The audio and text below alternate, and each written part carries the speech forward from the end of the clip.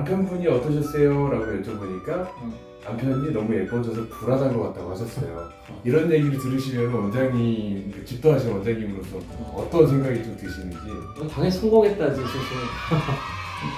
수술은 성형은 당연히 예뻐지려고 하는 거고.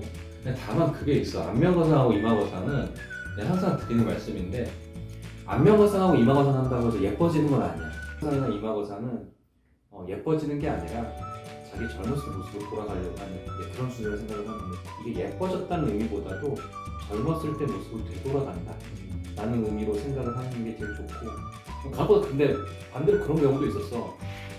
수술을 했는데 오늘 나 별로 예뻐진 것 같지가 않아요 라고 이렇게 얘기한 적이 있었어.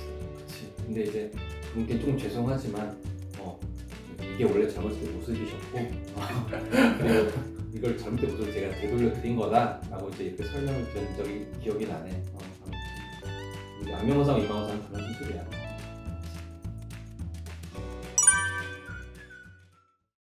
안녕하세요. 그날성형외과 유병환 원장입니다. 오늘은 그 이전에 얼마 전에 영상 보셨죠? 얼마 전에 저희 병원에서 이마거상과 안면거상을 하셨던 환자분께서 영상을 찍어 주셨는데 그에 따른 간단한 케이스 리뷰라고 보시면 될 것 같습니다. 그래서 사진을 좀 보시면서 왜 어떤 부분에서 이런 수술을 했고 또 결과는 어떤 변화가 있었으며 그리고 회복 기간은 어땠는지 과정 어땠는지에 대해서 간단히 설명 좀 드릴게요. 이분 같은 경우는 이제 60대 여자 환자분이셨고요. 60대 치시고는 굉장히 얼굴의 어떤 그런 노화 상태는 그렇게 심하지 않으신 편이에요. 중간에 관리를 굉장히 많이 하셨겠죠. 실제로 실리프팅도 여러 번 하셨던 분이시고 그리고 안면거상도 한번 하셨던 분이세요. 즉 안면거상 같은 경우는 재수술이었습니다.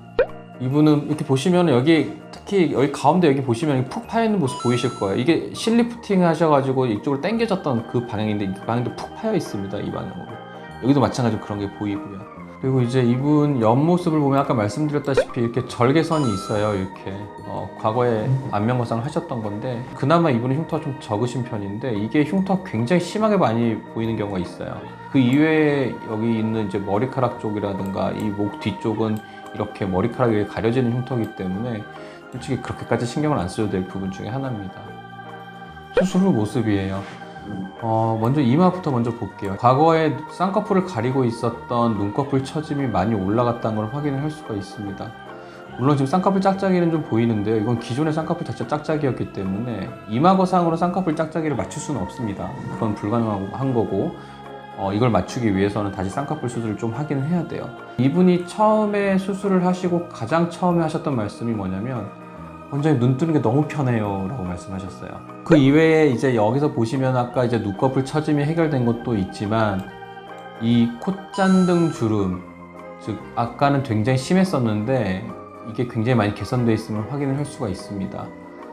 이게 굉장히 중요한 요소인데요. 눈가 앞쪽에 이렇게 주름이 만약에 심하게 있는 경우는 절대 쌍꺼풀 수술로는 해결이 안 됩니다. 그 주름은 무조건 이마거상 하셔야 돼요.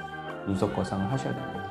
그 부분에 대해서는 제가 나중에 자세히 다른 환자분 케이스를 통해서 설명드리도록 하겠습니다. 이 미간 쪽을 중심으로 했던 주름들도 많이 개선이 됐고 실제로 수술을 하면서 추미근이라고 하는 녀석들을 조금 끊어주고 했기 때문에 여기 있는 미간에 인상 쓰는 힘도 굉장히 약해지셨을 겁니다. 그래서 전반적으로 이마거상은 이렇게 결과가 나왔고요. 밑에 쪽을 한번 볼게요. 밑에 쪽은 어느 정도 개선이 많이 됐습니다. 앞볼이 많이 처져 있던 게 많이 올라갔고요. 그리고 가장 눈에 띄는 게 입과 심술보죠. 이게 완전히 좋아졌습니다. 완전이라고 말하기까지 그렇지만은 과거에 비교한다 그러면 굉장히 많이 좋아졌고 그리고 이 턱선도 굉장히 좋아지셨어요. 결과적으로 이렇게 됐는데 지금 현재 이분이 며칠째 사진이냐면 10일째 사진이에요. 10일째 수술하시고 회복이 굉장히 빠르죠. 자신있게 말씀드립니다만은 이마거상 같은 경우는 전체적인 회복 기간이 10일을 넘지를 않아요. 많은 분들이 이마거상 하는 거에 대해서 두려움을 갖고 계신 것 중에 하나가 회복 기간이 굉장히 길다라는 거. 왜냐면 범위가 너무 넓으니까 수술 범위가. 눈가에 있는 중요한 혈관들, 굵은 혈관들만 손상 없이 잘 해준다 그러면요 멍 같은 거는만 피하면 돼요. 그러니까 멍만 잘 피할 수만 있으면 붓기적인 문제로 회복 기간이 열흘이 넘어가는 경우는 저는 거의 없었습니다. 저는 제가 봤을 때는 안면거상이든 이마거상이든 3일째까지는 좀 많이 붓다가 그 이후로는 급격하게 빠집니다.